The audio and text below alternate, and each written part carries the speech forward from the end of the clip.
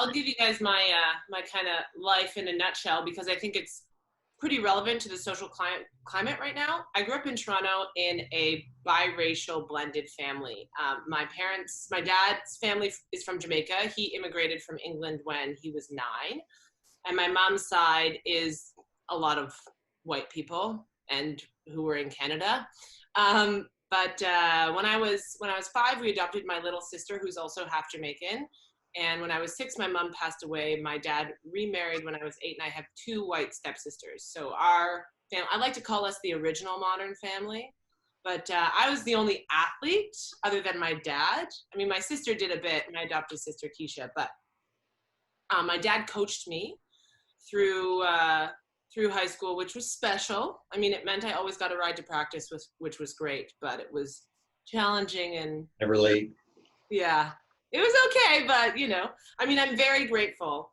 And I think when I look back on my basketball career, one of the earliest lessons that I didn't know I was learning was from my dad, because he was a top level sprinter. He was almost on the Olympic team. Like, he ran with the guys and like hung with the guys who went to the Olympics. And my uncle, my dad's best friend, was also one of those runners. And he told me that in off Olympic years, the sprinting team was black, and in Olympic years, they were not. And having a dad who had such a high level of sport, like he could have really pressured me and pushed me, and he could have really been a trophy dad, and just was not at all. He really gave me the space and the freedom to do what I wanted to do. And I actually stopped playing basketball for a while in high school, and he was just like, yeah, okay, cool. And then I started again, and he was like, if you want to.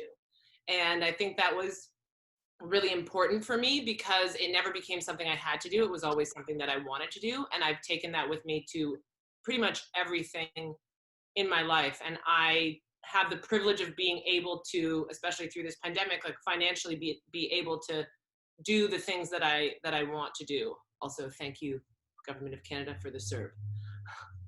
But I got recruited to OUA when I was 18 and left Toronto, and I've been here ever since. Like Claire said, I won a couple awards and did some stuff at OUA, played there for 5 years, and I had 2 coaches, Carlos Brown, who recruited me from Toronto, and then Andy Sparks. Andy was my second, like, very critical thinking coach, and I think I learned a lot from him that I've been able to take into my coaching. Like, I feel like I'm a taller female Andy with more hair.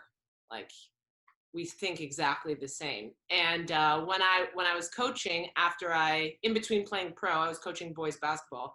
I was really able to, I think, pass on to them the critical thinking nature that Andy has. Like, why, off the top of your head, are you able to recite 8 ways of guarding this one screen? Why do you have that? But like, cool. And now the kids I coached have some of that too. I played 1 year in Germany professionally, and it was horrible. One of the worst years of my life for a few different reasons. But one of my regrets is a lot of players were telling me, like, Hannah, you're in a uniquely poor situation. Just give it another year. And I didn't. I actually quit playing. I came home, I went to Algonquin College for fitness and health promotions. I started writing more seriously because I had always been writing. But I started really writing my first full-length novel when I was in Germany. And I became a personal trainer, started coaching. And I noticed maybe 2 years after I got back that I would watch OUA play. And when I was coaching with my guys, I was getting really angry when I was watching them play. And I'm like, bro, do you even lift? Like, why are you being pushed around like a fruit fly? And my reactions were so ridiculous to the situation. And I think another, like, nod to my dad, part of the reason I was able to recognize that was that I've been in therapy since my mom died. I was in grief counseling when I was 6, and I've been in therapy my entire life. And it has made me so much of a better person, like being able to critically think about my own emotions. And in those moments, it kind of clicked to me that I'm jealous because I don't feel like I'm done yet. And that's why I'm getting so angry, because I want what these kids have. So I started training again. I signed a contract in France. I played for 3 years. And last April, I stopped, mostly because I felt like I wasn't getting better anymore. And I wasn't in a situation, like, if you want to play professional basketball in Europe, you can play professional basketball in Europe. Like, that's not, if you're playing in Canada, you can play professional basketball in Europe, no question. You might not be playing on the best team, but there's so much diversity in the level of play that you can for sure get somebody to pay for your apartment in Europe. And I was at a spot where, like, at 6'1", 6'2", I'm undersized at my position, and I wasn't going to move to a league where I felt that mentally I was going to be challenged. So I decided to stop and put my focus onto other things. When I was in Paris, my last season playing in December of that year, I published my first book, this book. This is where I film some of my YouTube stuff, which is why it looks so organized. The rest of my house is not organized, but I have spots. I self-published my first book. My second book is coming out in November, and I recently started a YouTube channel where I mostly am like watching things. I've been often told that when my friends watch things with me, Hannah, you're more entertaining to watch than the show. And I was like, people on YouTube do that. I could do that. And weirdly, it's been cinematic video game trailers that has skyrocketed my tiny little channel that's still small. But yeah, that's basically where I'm at in my life. I think in terms of like the things that basketball gave to me and the things that like through basketball I've been able to do. In Europe, I had so much downtime that I was able to self-reflect so much and really get to know myself. Probably I was alone a little too much, but you know. And that has really been able to, like, that made me able to improve my communication skills, because I understood how I was feeling in conversations, and I was still going to therapy like through FaceTime while I was away. And to bring that to like our current social climate now, I have become like the go-to person of color in a few places, and I've told them like, that's okay, please ask me your questions, because a lot of people of color are exhausted by answering questions about race and race relations all the time, and I'm not, because I'm passing, which basically means a lot of white people look at me and think I'm white, and so I don't face racism on a day-to-day basis. But I think that like my communication for my life in a team sport has become a lot better, and also my understanding of myself, so that I'm able to help with things that are going on now, and that's pretty cool. I'm actually doing a talk tomorrow with a bunch of moms tomorrow night, which I'm looking forward to. So yeah, that's me. That's my life. Fantastic. I'm going to open it up. Like, if anybody has any questions, I know I have one, so I can start, but while we have Hannah here, she's a great resource for anything you're curious about. So we'll just kind of have a few minutes where you can ask questions if you want. My question for you, Hannah, is for like the things that you've picked up or just been passionate about always, like the writing and YouTube, or kind of the things outside of sports that you've done, how did you learn to do those things? Like, did you take classes in university about writing, or did you like take I am a nerd trapped in the body of an athlete. So like I've always been if somebody said, Hannah, you get to pick, you can live, like, you have to live without basketball or without stories, I'm like, I will never play basketball again, and that is fine. Like, stories have always been my passion. My mom, actually, I have a lot of her old hardbacks, and one that's actually signed to her by Anne Rice, which is pretty cool. But she loved books, and so there was always books around, and we had a lot of audiobooks as well.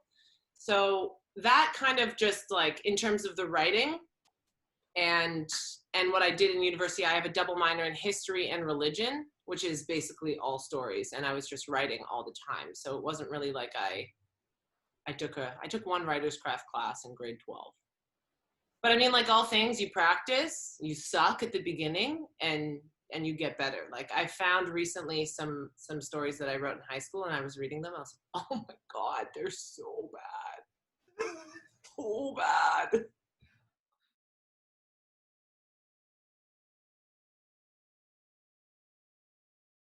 I think for me, there are two things that I kind of say to myself a lot. And one is everybody is the way they are for a reason, and that reason usually isn't their fault. And when I'm talking to people, for example, somebody who doesn't understand what white privilege is, I always remind myself, like, this person, like me, has grown up in a white supremacist society, and just that this is where they are. So I'm going to meet them where they are. But for myself, when I'm thinking about that and my issues, right, I am the way I am for a reason. That reason is usually not my fault. But once I become aware of it, it is my responsibility to figure it out and to be better.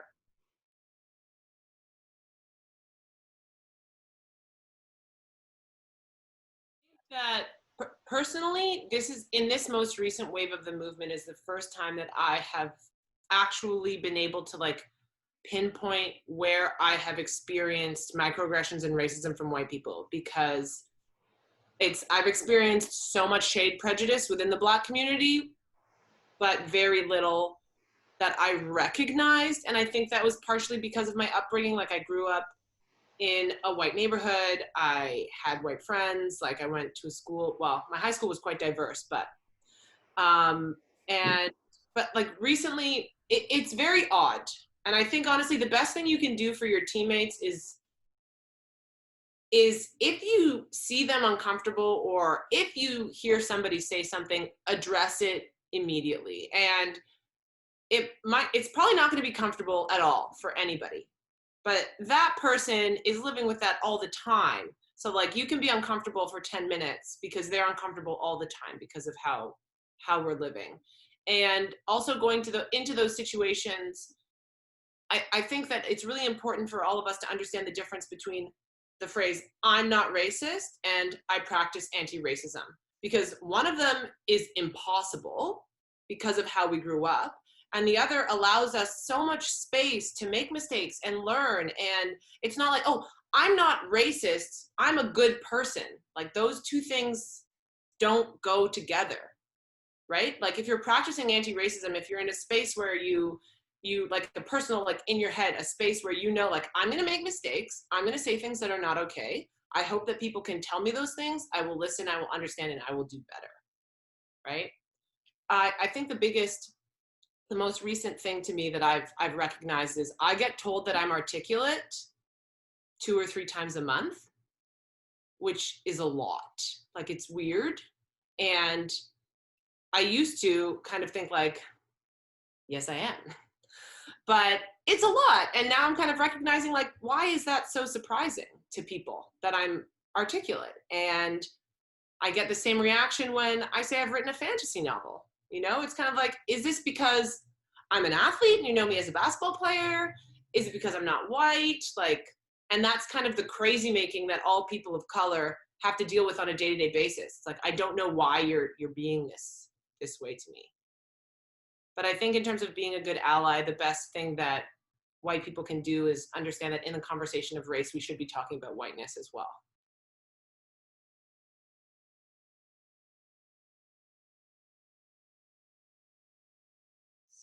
I hate the way people are thinking about sports now. I feel like an old man yelling at kids to get off my lawn. You know, I'm like, well, back when I was in high school, you know.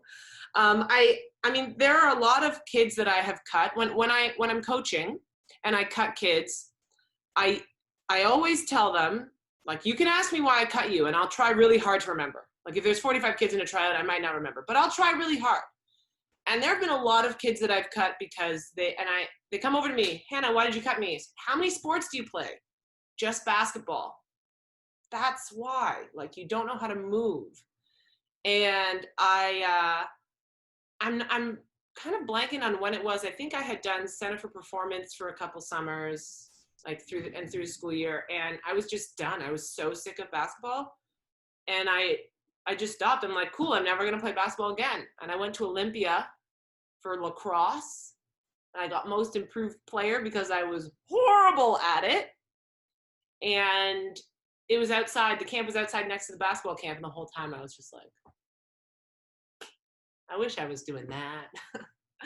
But I think it was also really important that I got that break. And like in high school, I also played volleyball, and I sucked at it, but it was a break, and it was fun. And I think that cross training is really important.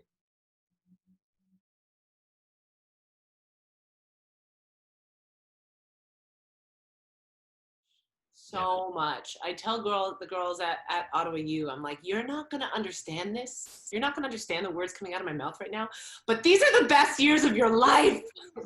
Your life. Like, you will never have this feeling again. So like, soak it in, love it, because in Europe, it's about a paycheck, right? It's not about leaving something better than you found it like it is in university.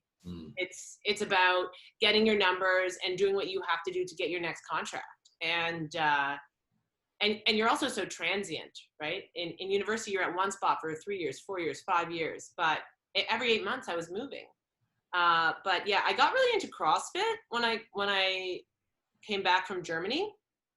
And I used to be like very, I won't say competitive because I'm too tall to really be a good CrossFitter, but I was really into it. And when I came back after playing in France for 3 years, I was like, oh, I don't need this anymore. Like, I don't need to be the best person at this thing anymore. Like, I get that this is your NBA finals, but I've already had mine. And there are definitely times where I do get very competitive. Like, I would go to the JCC and run with the old guys at lunch, and sometimes it was just crazy making. I was like, why are you running at me? Like, that's not where you should go. But for the most part, like, I think like the alumni game last year was great because it was high level ball again, but day to day, don't miss it. Did watch a 30 for 30 doc on the Detroit Pistons, and that made me kind of antsy, but